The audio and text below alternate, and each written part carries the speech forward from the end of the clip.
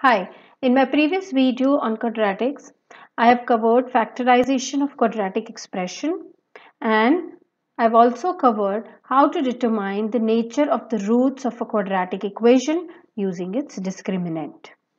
In today's video, we will see how a graph of a quadratic function looks like and what are the different terminologies related to this graph.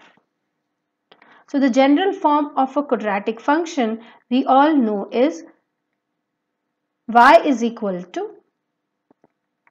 ax square plus bx plus c, and this will be a quadratic function only when a is not equal to 0, because if a becomes 0 then we will have no x square term in our equation and hence it won't be a quadratic function.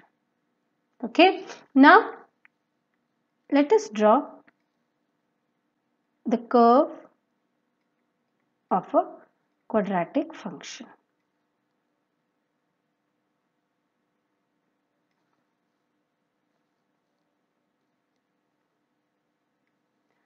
This is a curve of a quadratic function and the name of this curve is parabola. So parabola is nothing but the curve of a quadratic function. Whenever we plot a quadratic function, the curve that we get is called a parabola. Let us see what are the different things that we have to see in this graph. So the point here is called the vertex. So the point where the curve turns is called its vertex.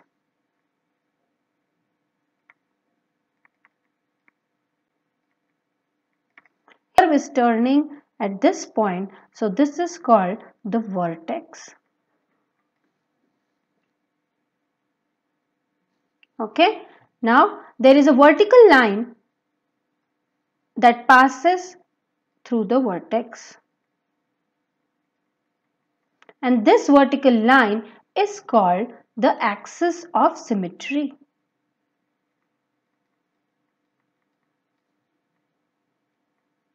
The parabola is symmetrical about this line.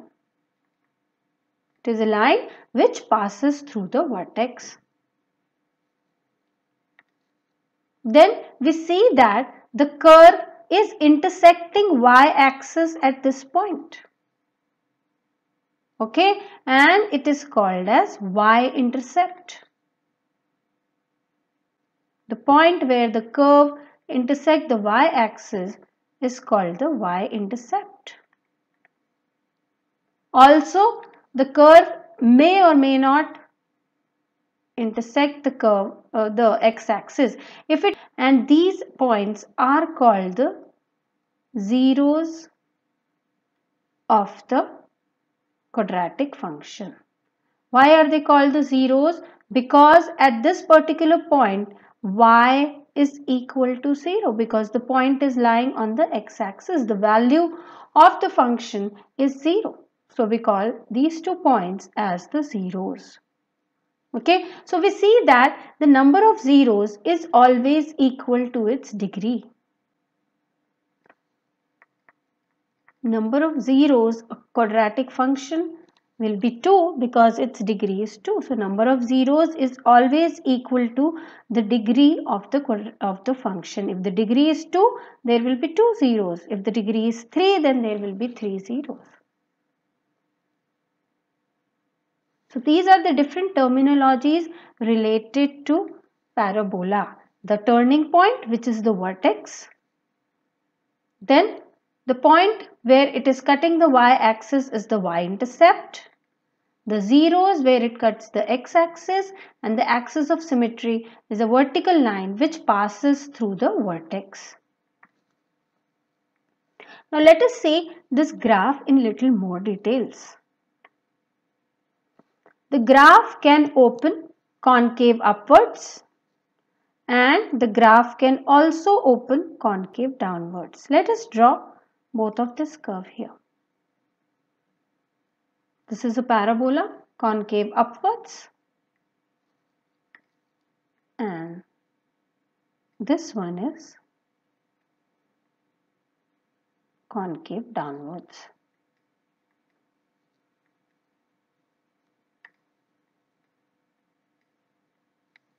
Now let us see when your parabola will open upwards and when your parabola opens downwards. If a quadratic function is given to you, looking at that quadratic equation, how do we determine whether our curve open upwards or downwards? So let us write the standard form. Standard form is y is equal to ax square plus bx plus c. When we plot the curve, we notice that whenever a is greater than 0, the coefficient of x square,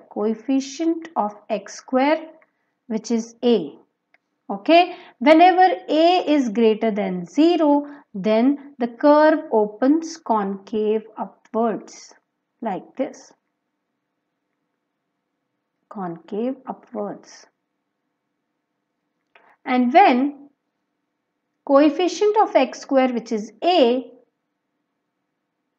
is less than 0 or negative, then the curve is concave downwards.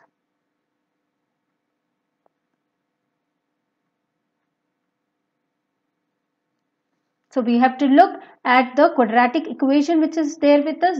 See this coefficient of x square as a.